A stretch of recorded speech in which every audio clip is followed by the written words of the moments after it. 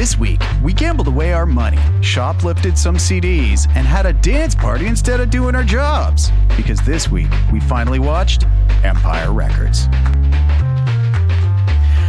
Welcome back to How Did You Miss This? A show where we take a look at movies some of us have missed the first time around. I'm Evan Toller-Hickey. With me as always, Michael Hansen and Krista Shane. And this week, I forced my compatriots to watch Empire Records. Yay! Yay! I don't think that they are nearly as excited as I am about this one. So... None of us said yay in unison with you, so that's a preview right there. Let's go back to a time long ago, a simpler time, 1995. This movie comes out. I don't believe that I saw it in theaters because I don't think anybody saw it in theaters, but certainly did catch it on the DVDs. Chris, Michael, how is it that you missed this beloved cult classic? I swear to God, I'd never heard about this until you mentioned it. I don't think I ever paid attention. And it was very easy for me to miss because, it was not a thing that I ever knew about. So, yeah, thank you for bringing it up. And we'll talk a lot about how much I appreciate you bringing it up. Yeah, I similar to you, missed it because nobody saw this in theaters. And in the intervening couple of decades, this is one of those movies that came up in the same conversation with friends where other movies from the 90s that I don't like would be talked about with great admiration and love.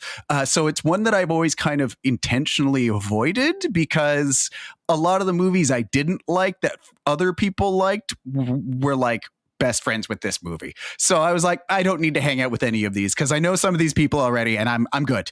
And so I've been kind of, I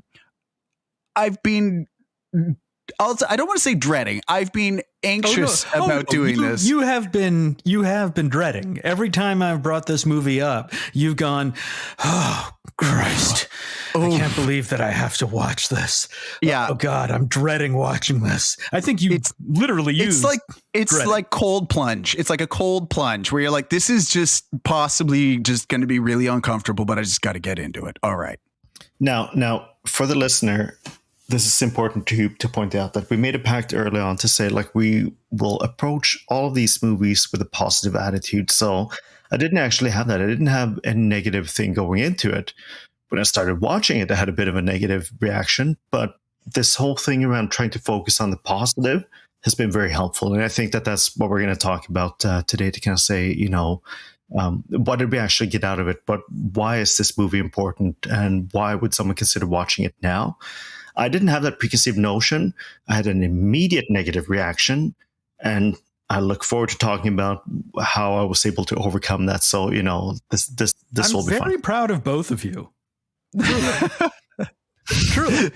This is not a movie like Evan Within Bruges that I nearly watched 16 times and then finally got over the line. This is a movie that I tried to avoid 18 times. Okay, and this movie, when we talk about where I tried to watch in Bruges like 16 times and never got to it, I have probably seen Empire Records more than any other movie. I love this movie so much. This is going to be a fascinating conversation, and part of it is just understanding how. Yeah. So before we get too into, although we've already kind of spoiled, I think, our reaction, but let's talk a little bit about how the movie came to be and how it got made, and then we can talk about what our reaction was after seeing it, because I went into it with a sense of dread, but what was my actual interpretation of it once I got a chance to see it. So let's talk though about the making of this thing, because it's kind of a fascinating tale in and of itself. It really is. So, this movie is largely based on Carol Heikkinen, the screenwriter of it, her experience working in Tower record shops as she was, coming up. And it gets picked up by Regency, Pictures. Yeah, it was Regency Pictures, and this kind of got made in the years after The Bodyguard. So Warner Brothers had put The Bodyguard out. It had made a boatload of money in theaters, but what Warner Brothers had realized was the soundtrack to The Bodyguard, the Whitney Houston, Kevin Costner movie. Maybe I'll try to sing a few of the songs. Please do right now. So that soundtrack sold something like 40 or 50 million copies. So they basically made almost as much off of the soundtrack for that movie as they did off the movie itself. And so in the wake of that, Warner Brothers and other companies started hunting for new movies where they could bang out some successful soundtracks, realizing that there was now a lot of money to be made on the side. And that's where Warner Brothers and winds up kind of shopping this out, and Regency winds up picking up the script for this and kind of running with it in the aftermath of the success of The Bodyguard. So well, and that's really interesting too, because this also occupies this sort of strange space in the movie landscape where we're sort of right before teen comedies kind of got really big again. So they had been very big with all of the John Hughes kind of things, and then they kind of petered off, and they got really big again in the late 90s, where you have like American Pie and 10 Things I Hate About You and things like that. And this is kind of in a little bit of a trough, and it also is out after the sort of like teen and early 20-something movies at that time are like Dazed and Confused and Reality Bites. So this movie comes at an odd time for what it is sort of slated to be. And in fact, Regency is about to do this movie. Then they're pitched the film that would be Clueless, and they pass on Clueless because they don't want to be known as like the teen movie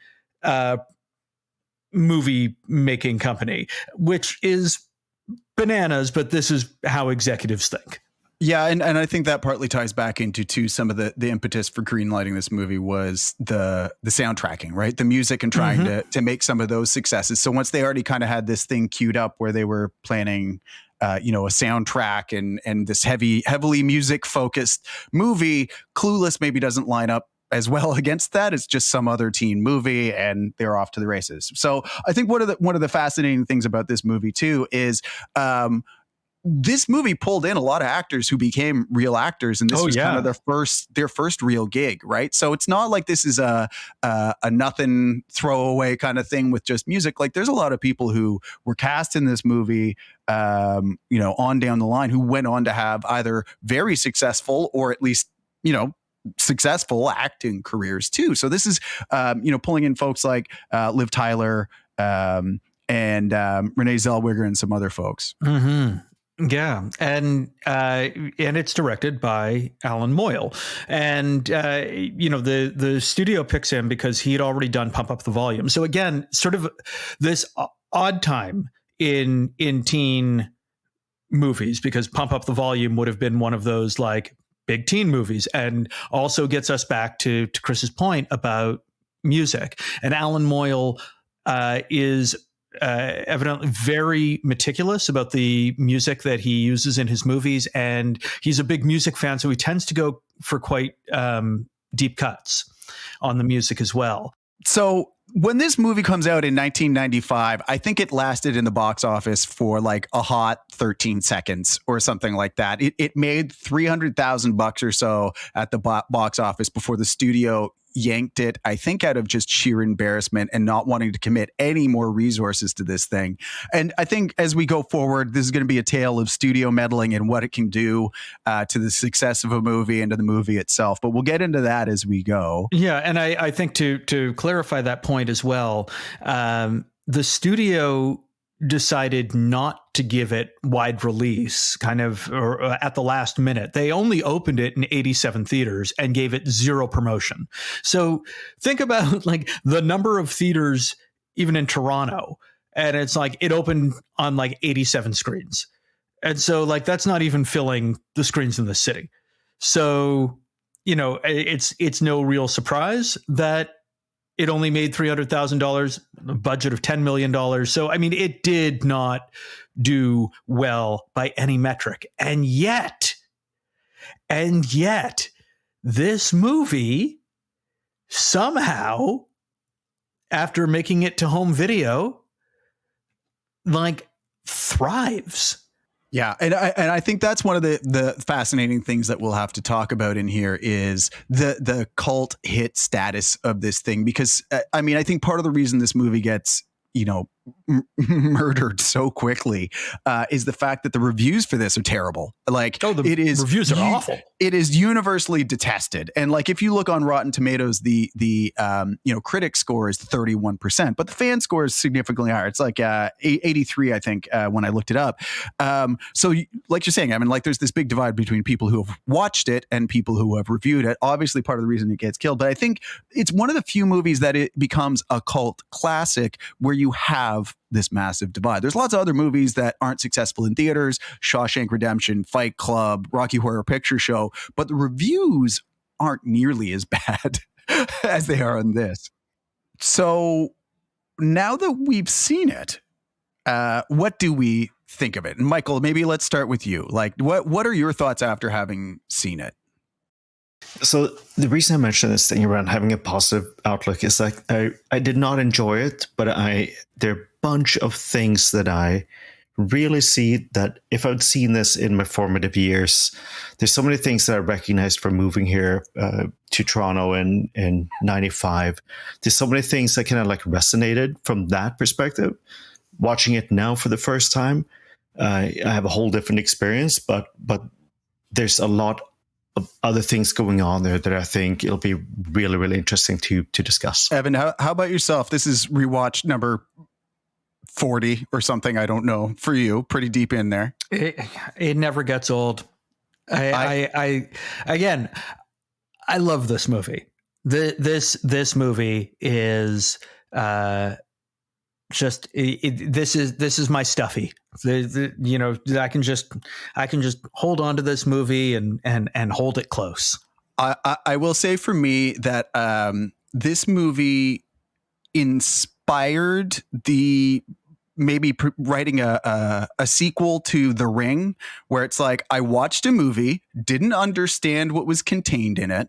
Over the next week, I like investigated this thing, and then it gradually led me down this path of madness because I was so desperately trying to understand why this movie is so beloved. And I think part of the thing for me is seeing that there are a lot of seeds in this movie of a movie that I think could have been really, really, really good, or at least good, maybe not really good, but like a good. Let's go with really, really, really good. Sure, a movie that I think that I would have found enjoyable, but it's like I found just went in all the wrong directions. So there's like some stuff there at its heart where I'm like, okay, I could see something, and I think that's what kind of drove me down this path of madness. So I wound up watching 3 versions of this movie, trying to be like, well, maybe this version makes more sense. Maybe this version has those other bits and pieces.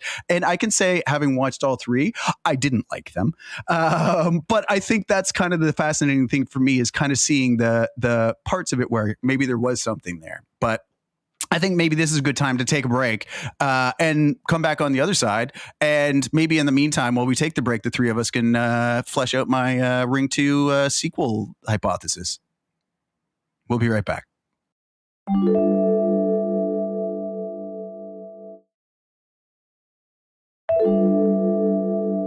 And we're back. And as always, we're going to get into details about this movie, besides just our love and or dislike of it. So if you don't want the movie spoiled for you, that's going to be happening starting basically right now. So before we get into it, I'll give you a quick recap of what this movie is about. So Empire Records is a movie that follows like the day in the life of a record store and the misfit employees who run it. And in that day, they find out that their store is going to be sold to a big old music store chain, and what happens as a result. So I think the starting point for our conversation here kind of has to be about the story, the writing, the characters. I will say for me, I didn't really get a through line plot when it sets you up as this store is going to be sold and nobody's happy about it. And then it disappeared after the first 10 minutes and came back in the last 10 minutes. I think this is one of those key things that I might have missed because I thought the setup was going to be a story about saving the record store, and it didn't seem to be that. Am I wrong? I think that this is less of a story and more of a vibe, man. That's what Empire Records is about. It sets up it sets up the stakes very quickly. Like, there is missing money, and so let's walk this through line through. So Lucas closes the store one night, finds out that the store is going to get sold to Music Town. He takes the money from that day, goes to Atlantic City, gambles it, hoping to make enough money so that their boss, Joe, can buy the store. He loses all the money, can't face his boss about it. And then the story becomes about the missing money. What are we going to, Joe being like, what am I going to do? I've got to find the money. We're completely screwed now. The owner comes in. Joe becomes complicit in the scheme because he packs just as much of paper in the cares about the people bag. More than the money in the store. Cares about the people more than the money. Yep. Now it looks like things are going to go really bad for everybody, but at least they're in this together. Then once everybody realizes that that this is the end of the road, the lovable stoner Mark comes up with one last brilliant idea, that they're going to have a giant fundraiser to try to save the Empire. We get a big party scene at the end where people come from all over because music is what connects us. It's like the Force. And Joe gets enough money to buy Mitchell, the owner, out. Except what you just said, none of that comes across when you watch it. I'm right there with you. Because these are technically things that happen. The hard plot on that. It's just story as well, and there's no, music, and there's a fake funeral.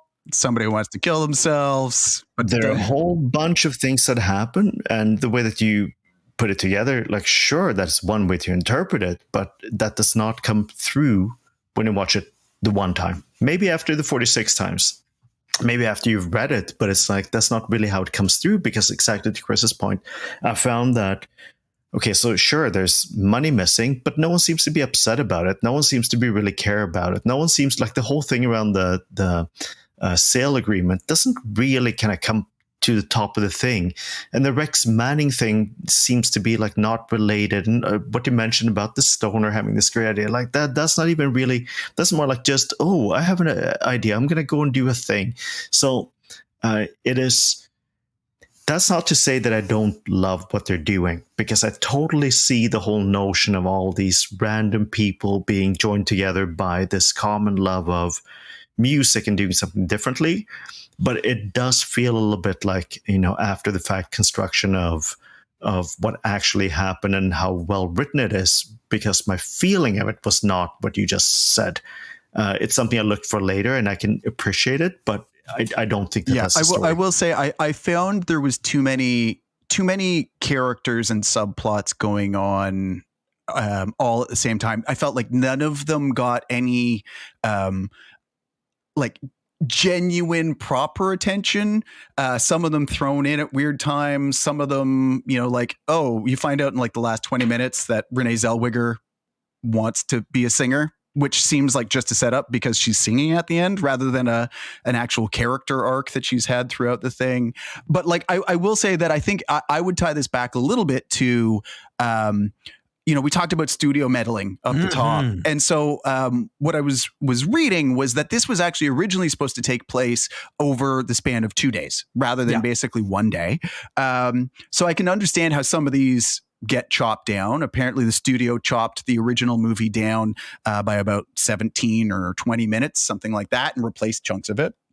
And also they chopped it down from being an R-rated movie down to a PG-13 movie. So there's all these weird bits and pieces where clearly the kids are supposed to be doing drugs, but they're definitely doing drugs. Right. But that's where the studio got it down from. I forget his name. The guy who's the stoner drug dealer. Eddie. Thank you. Who walks in and he's like, hey, I made my brownies. And you know what that means?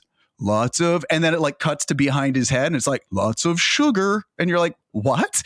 Like, okay, that's weird. But like, so I think that resequencing of the movie, editing out bits and pieces of it, trying to tone pieces of it down, definitely is one of those things which doesn't do it any service in terms of trying to like create that through line arc for me. And that's where I was like, surely there must be a different version that has this like more logical. Nope, there isn't that version. None of the versions. I'm fascinated by these versions that you found, and you've told me some of the things that happened in one of the versions that you found, and it makes it such a different movie.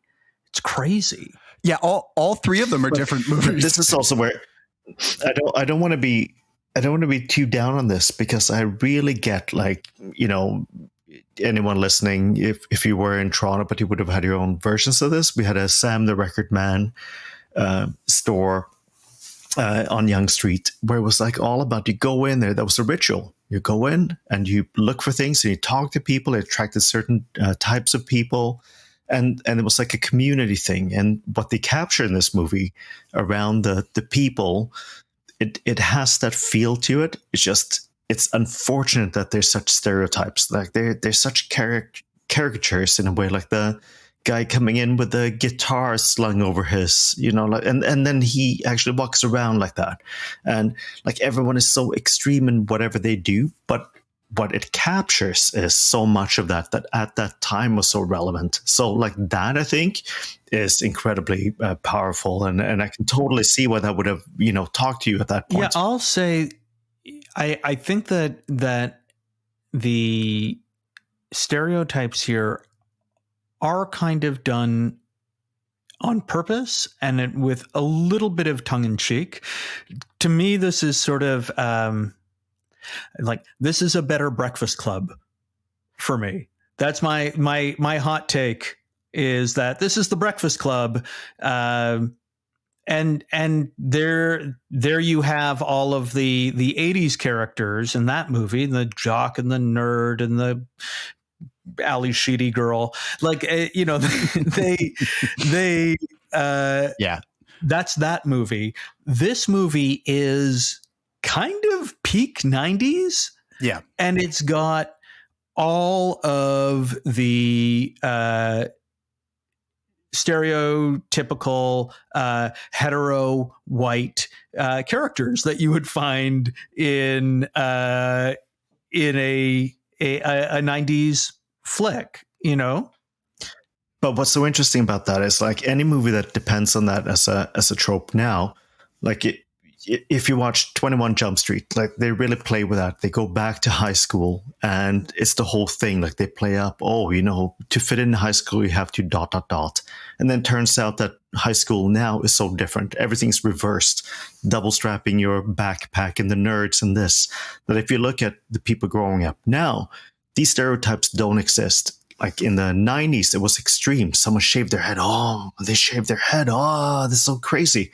Now everyone is something in a way that these don't work anymore. So I'm really, really interested in like thinking, what would it be like for someone growing up and watching this now versus having watched it and it was like a seminal, huge thing for you at the right point in your life when you watched it? Well, you've got the perfect test subject, Michael, because you have a son who would be right now about the same age that I was when I saw this. So I think is that this going to be ethical? Hold on. What are we doing? Test subject with his kid? I think that maybe you should ask Marcus to watch this. And then at a future episode, we'll come back to that and get his sense of it, because I'm genuinely curious as well, because it's one of those hard things where we look back at this and it really is kind of a period piece. It is a time capsule because it is so frickin' 90s. Yeah, super 90s.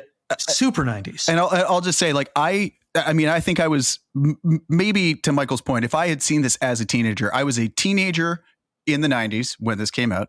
I worked in a record store when this came out. Like, I think in the Venn diagram overlap of all these things, I was probably perfectly positioned to be like, this is a movie that I should watch and like.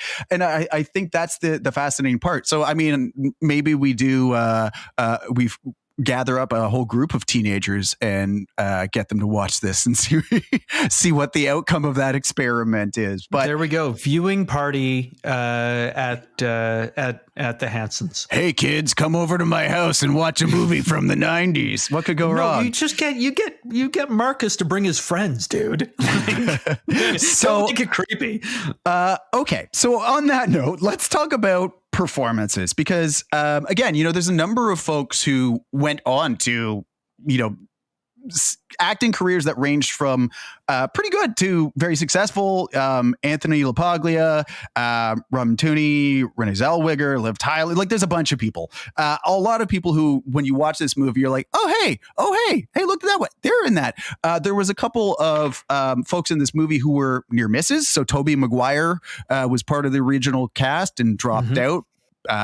Possibly for substance abuse issues. Angelina Jolie was nearly in this movie as Deb. There's a number of people who were near misses, but like, this was Renee Zellweger's first real movie, Liv Tyler's first real movie. A number of these folks come out of this and kind of go on. So I will say, like, despite the story feeling a little jagged or kind of disconnected for me at points, there's a number of people in this movie who I think are like great, delightful. I can definitely see why this is a launch pad for them. So, like, who for you stands out in this movie, in this cast? Well, anybody except AJ, who, unfortunately is pretty weak. Yeah, but there, to me, Robin Tunney is great. Renee Zellweger has some really nice moments. There's some fun stuff from characters all across, but and of course Maxwell Caulfield as Rex Manning, just a giant douchebag. I think that's probably the thing to say. Like, it's you either have to focus on the individual scenes and what they do well, or the consistent performance. So, for instance, if you look at what you just mentioned, like the Rex Manning character is probably the most consistent, and you could say, well, that's amazing. Almost everyone else are incredibly inconsistent, and it'd be very easy to poke fun of them. But then they each get some moment where you're like, oh, that was actually all right. Actually really I agree. Good. That was a really meaningful performance. So it's hard to kind of call a character, a person out, but more to say that scene actually did a lot to redeem this experience. Now, here's one of those interesting things we talked about when we talked about Stand By Me. We talked about how Rob Reiner cast the kids that he felt really represented the parts properly, and then did a couple of weeks of like theater kind of camp with them, basically getting them comfortable with each other. Alan Moyle, it seems, did kind of the same thing here. The when the cast was put together, and it was definitely cast as an ensemble piece, as Chris mentioned, like Angelina Jolie was a near miss. From what I kind of read in my research on that, she was such a frickin' force of nature in the auditions that they genuinely worried that she would just destroy everyone else on screen. Yeah. And that they needed to, balance the levels. And Robin Tunney fit kind of perfectly in that role. And so, they get cast, and then they go off to shoot the movie, and everyone is staying kind of on a compound all together and like hanging out and probably doing some drugs, having dinners, and getting up to shenanigans. And it feels like that kind of camaraderie actually it comes across to me. So. Like there is that chemistry there. They feel kind of like, okay, this is a group of people who actually do like work together and haven't just kind of been parachuted in, to shoot this film.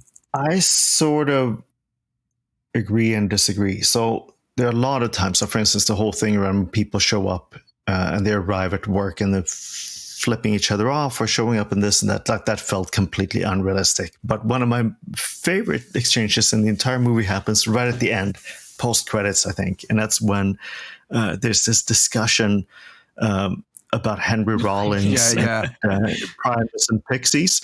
That probably is the one that felt the most like, okay, yeah, like this is believable. So much of the other stuff kind of was, I don't know, artificial, was written in a way, but that felt like, okay, this I believe in terms of people working like this. Together.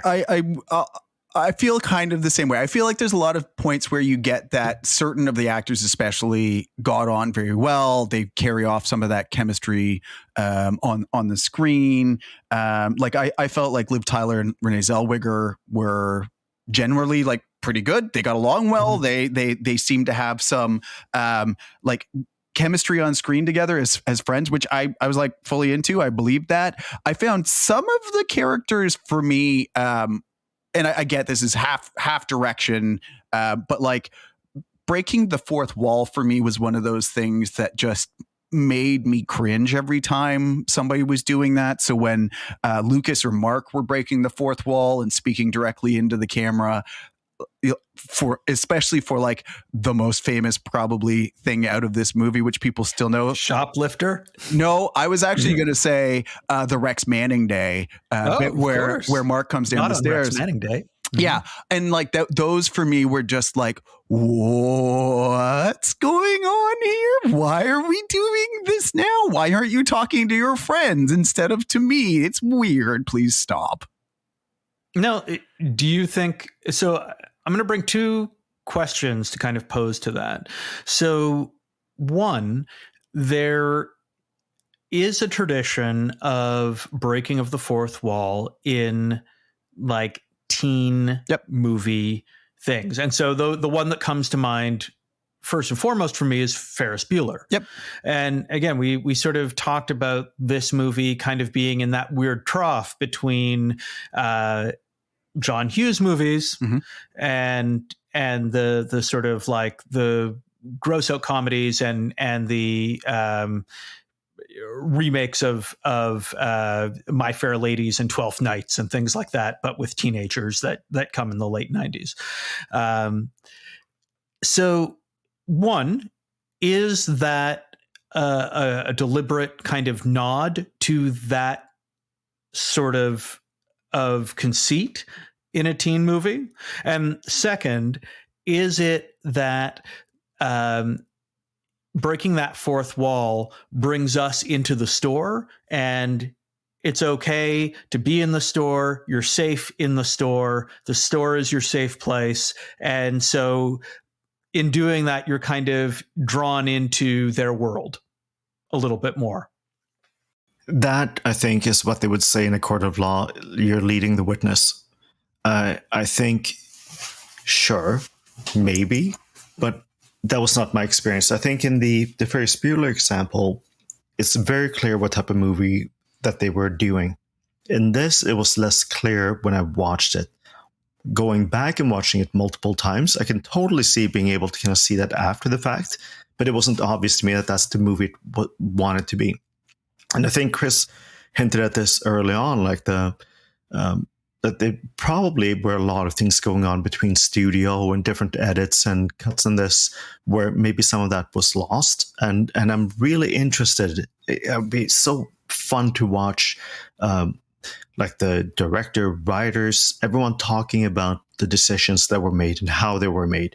Because I'm sure you're right. Like there's probably a version that was like that was kind of like ahead of the fact, thinking around all these things. But to me, watching it, I didn't feel like it was deliberate. It felt more like random. Everything felt random, with some amazing moments and other ones being yeah. But, like I would really love to hear the story behind it. I'm right there with you, Michael. So I found when it was multiple characters breaking the fourth wall.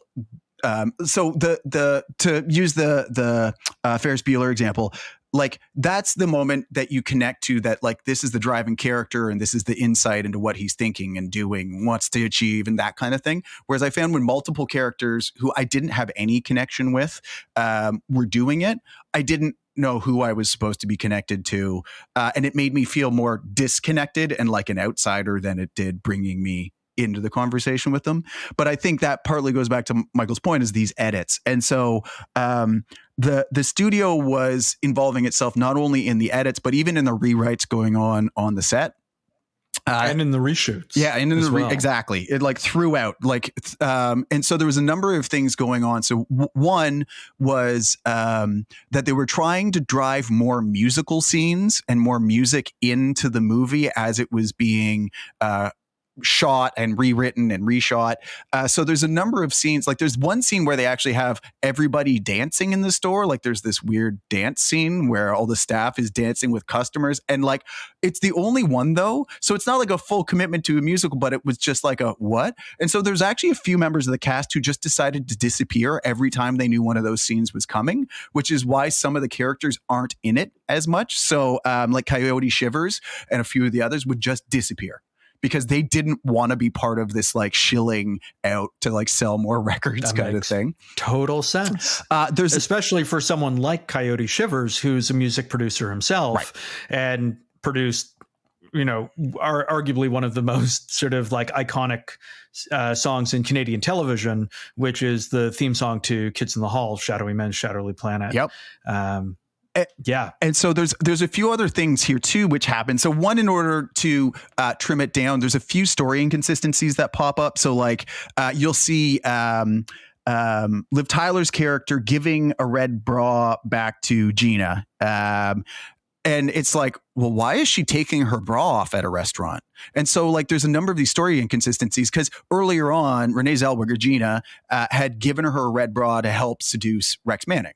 But in the edits, you wind up not ever seeing that happen. So Liv Tyler's just taking off her bra and giving it to Renee Zellweger. And you're like, I don't understand what just happened. Why are you doing this? Oh, that's funny, because like I always felt that actually came across because she's sort of, the way that she is indicating the bra and like giving it back. It's like, oh, obviously Gina was the one who gave you this, because you're talking about like, I don't throw myself at men, and like, let's a shout out to the costumer. Like Liv Tyler is like wearing the red bra and like granny panties when she's seducing Rex Manning. It's like, it's not an ensemble. Yeah. So yeah, I kind of filled in those gaps. I mean, some of the other stuff that gets edited, I think there's stuff where you fill in the gaps, or it was edited down for time, which you certainly get a sense of, and you can kind of make some of those leaps. Some of it was to get the rating down. So when Liv Tyler, tries to seduce Rex Manning, and he like unzips his pants and then she's like, oh, and like gets out of there. It's because in the original shot he had like unzipped and then being like, well, I hope you like ranch dressing, and like pours it on himself. And she's like, okay, that's disgusting. Exactly. Yeah. But that's why she has such a visceral reaction, is like, I got to get out of here, as opposed to just like, ew, I don't want this guy.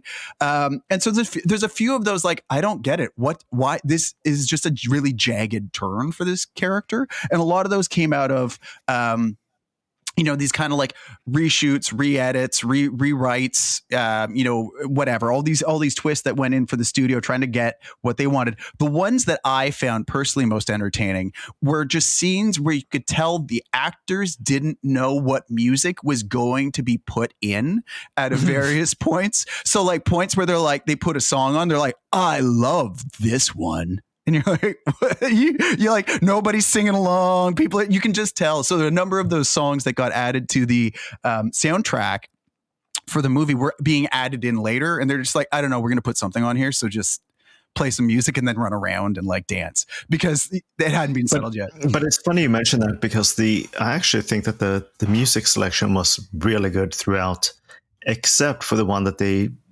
clearly then all knew about, which was the rooftop song at the very end, which I think was incredibly weak, and the performance was just like, this is what people are cheering about. Like, no one would. This is not like YouTube streets with no name, people kind of gathering, going like, wow, this is the best ever. They're doing like some very generic rock song right at the end.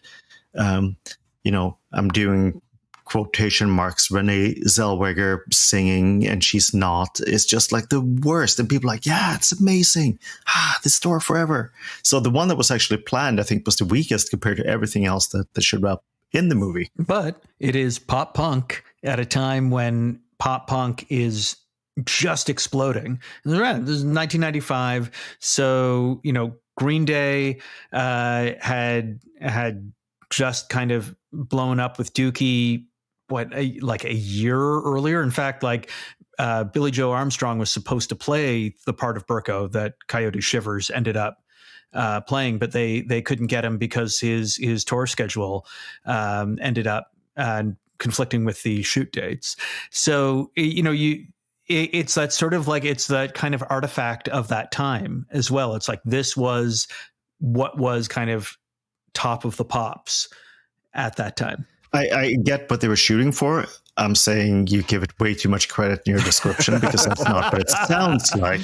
It's sort of like saying, oh yeah, all of these characters, yeah, they were meant to be, yeah, but that's not what comes through. So yeah, I will say I think the soundtrack is one of the carrying features of this movie, right? There's a lot of music that, to Evan's point, is like peak 90s music, songs, artists that are here. And maybe what we should do is take a quick break, and on the other side we can talk about the sound and the soundtrack in this movie, because I think that's probably the biggest feature that for a lot of people they're going to remember. So let's take a quick break and talk about that when we come back.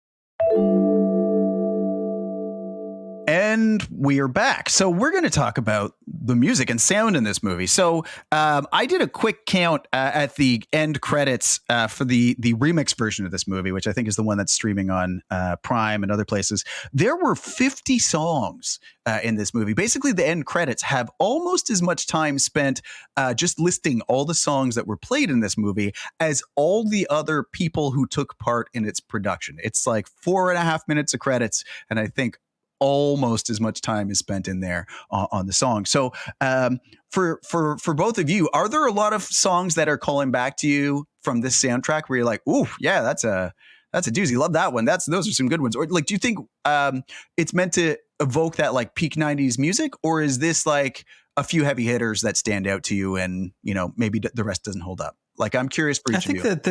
I think that there is definitely a wash of 90s-ness.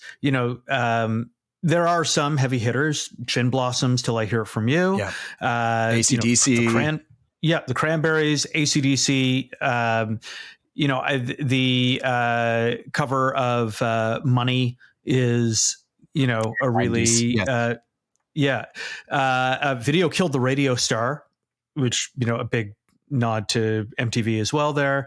The one that I genuinely love, one of the songs on this soundtrack that I didn't know before I saw the movie, and that's the Martinis doing "Free," which is the song that Deb shaves her head to, and that is a side project of one of the Pixies guitar players and his wife, who's the vocalist on it, and like that again is one of those sort of like songs that has the right amount of fuzz and everything that I like curling up in that song.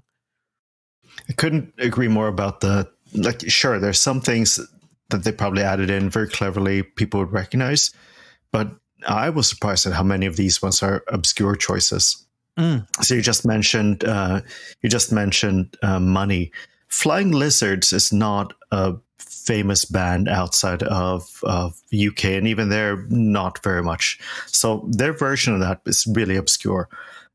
Matt Johnson with his band, doing, you know, This Is the Day. This is not like a super common band or track that would have been played. So all bunch of these ones, I was like, hey, someone really put a lot of effort into picking these songs, and that part really added credibility to it, which is why I'm giving them such a hard time about the one live appearance song where I just went, this is not that. You did all this effort, and then you did a thing that was just like, for me personally, I thought this is probably the weakest music in the entire thing. And I think for me, I mean, this wasn't the music I was listening to in the 90s, which I find fascinating because a few of these, obviously, I remember, like to your point, like Cranberries, Gin Blossoms, AC/DC. Like there's songs where you're like, yes, of course I know this song. It was so big and so popular. So for me, I think there's a few touchstone moments in the movie, like hanging out in the back of the shop where they're rocking out to AC/DC, where I'm like, that's a genuinely fun scene.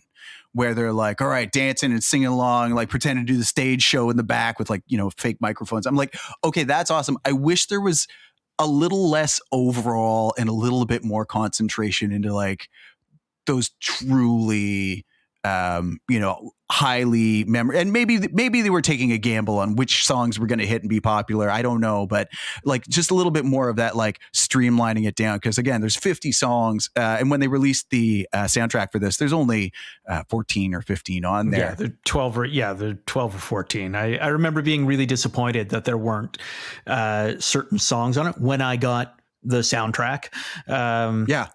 Which was successful. It was a successful soundtrack, which was, and so that actually ties into two things that I'm kind of curious on your opinions of, or I'm sort of going to throw it out there because it just comes to mind. So, Michael, you know, when you're saying that you know there's such great heavy hitting songs in this, and then you know the one song that is done live that it's kind of building up towards just does not live up to the hype. To tie all of that back is that so word on the street is that Empire Records is going to be made into a Broadway musical, and I can already see Chris just like, oh no, this is deeply unhappy. This is a smile of joy that I have on my face because out of all the sadness and stress and, you know, all the stuff that came out of COVID, I will say one of the rays of sunshine for me was that the Empire Records musical that was supposed to hit Broadway got canned. So it's that like saddens me so much. The silver lining on COVID for me is because I feel like they could have made up for so many things, gender swapping roles, giving some diversity, giving some LGBTQ plus representation, really just like having a great soundtrack, having everything. I could not be more with Evan on this to say, like, the core of this movie is about finding like your tribe. It's about these people who are such outcasts. They don't really fit in anywhere else, but yet they have this one thing that ties them together. So like there's a core there about and you hear it in little things about like, you saw me, you saw what I was really trying to do, and you recognized it and you supported it, and I wanted to go this direction. They're like all there for each other. The core of this movie, I think, would be amazing to watch. It's just this movie, I think, is not quite that, but the idea of someone doing it and redoing it and kind of like getting that right, I would be all for that. It's just this particular one I don't think is that, but the core of it again, this is what there. I found so maddening about it is I found like the central thing, the heart of this movie is something that I'm like, I found very compelling, and it was just everything that went on around it that I found maddening. So you're right. Maybe with a redo, the stage show or a reboot or, whatever of this might bring it to fruition for me. But I mean, I think for the folks who love this movie, I don't think they need that. I think there's a lot of people who already love the movie just the way it is. And that's great. Like I can certainly get why some people would fall in love with these characters and the music and the era. And like Evan said, the vibe of this movie. Absolutely. And I'm like, I don't know that you need to toy with that. Like, no, but I'm amazed though that neither of you have brought up this one thing, and I really want to see how this fits in with Evan's mental narrative about the importance of this movie. Gwar. 100%. Please explain. Of course, the makers of the famous song Gwar. Meat Sandwich. It's one of my all-time favorite scenes in the whole thing. Which again, though, it's a confusing. Pretty good. Too bad you have to die. And then he's eaten on stage. I mean, credit to Gwar, they let him actually perform on stage with him. But it is one of those scenes which again is very confusing. I mean, you get that it's supposed to be a pot brownie and he's tripping and watching himself on the TV. But again, that's one of those things that has those hard edits thrown in where you're like, right, it just has a lot of sugar. It doesn't have pot in it. No, we can't talk about pot. Well, I mean, he says, you know what it means? Extra sugar. So he's being very, not totally get it. Yeah. I wrote down in the notes for this, I said that his performance is either the worst ever or genius. And in that moment, I literally could not decide where one. Ethan Embry is watching the TV and I love you, Eddie. All of his performances throughout. Like he's either the best actor doing the best performance or the worst. Why not both? And maybe the point about this, right? Maybe the point about this movie is that to say, we've always talked about that. Average performances, these bland things, they speak to no one and they do nothing. Someone who's like all out there and going all for it, yeah, you're going to have a lot of people who say, well, this is not for me. But the people who do like it, well, that is precisely what I want. So like there's something about that, these extreme performances. So do you feel that might be one of the reasons why this movie has achieved cult status, Michael? Totally. Because if you look at all these, and you mentioned earlier around like, I was going to say Rocky Road Horror Show, but you know what I mean? Rocky It's like Road all these Horror Show. That's I don't know what that is, but let's put it on our list too. That is the Broadway revival. The ice cream flavor coming next spring. Yeah. But the idea there where it's like, these things are so cheesy, so campy, so out there, but that is precisely why some people love it, because they actually have a statement. They make a statement. They have an identity. Like there's something unique. It's not just going the safe way. So I think that's precisely why cult classics become cult classics in the first place. Yeah. Now, I wonder if I think that's, I agree with you 100%, Michael. I also wonder if perhaps that one of the reasons why Empire Records failed when it did is because it is so earnest. It's not a cynical movie. Like you said, it's about finding your tribe and camaraderie, and they kind of all band together. And it came out kind of a bit of a mid-90s is a bit of a cynical time. You've got those Gen Xers who are, Reality Bites was their jam. And that, if this movie was supposed to grab any of that, it fails miserably. But there's a group of kids who are a bit younger than them who it kind of really strikes a chord for, and maybe that earnestness, while it massively hindered it when it first came out, is one of the things that's made it so endearing and enduring. Yeah, I think that's entirely possible. And again, I think I think one of the things that can be here is just your willingness to fill in the blanks to some degree, right? And I think I found those points where there was those weird zigs and zags, was maybe just because that wasn't the thing that I was looking for, the thing I felt immediately connected to. I think if there's enough of those things, then it's a fun enough movie. I mean, for me, this is a little bit one of those, like, if I was sitting down with people to watch this as a drinking game, this could be a lot of fun. This doesn't necessarily evoke nostalgia or that like warm fuzzy blanket that you talk about, but like, I think there's enough fun stuff in here for the right audience. And then it's really just more about, like, does this land in your kind of like bullseye or whatever on your target here, right? And I think for some people it did. The thing I was reading about this was actually that before they put this into that limited release, they'd done a few focus group screenings of this. And with groups of teenagers, it was immensely successful. Like, people were loving it with the teenagers. When they played it for, like, adults who didn't get it, damn the man, like, they didn't, right? So I definitely think there's a sense of time and place and community that definitely gets called out for the right group of folks.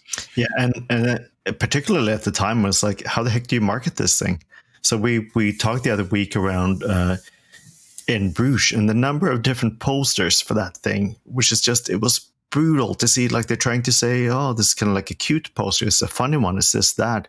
How the heck do you market a thing like this? And just look at the poster that they did for it. It's like, you look at it and go, okay, so they put Liv Tyler at the center. So it's like, okay, so that's the movie this is? Like, it's just, it would be impossible. They're not doing themselves any favors whatsoever in terms of that, because the traditional marketing machine would have looked at this and said, I have no idea what this thing is, but let's try to make a cute poster and sell the heck out of it.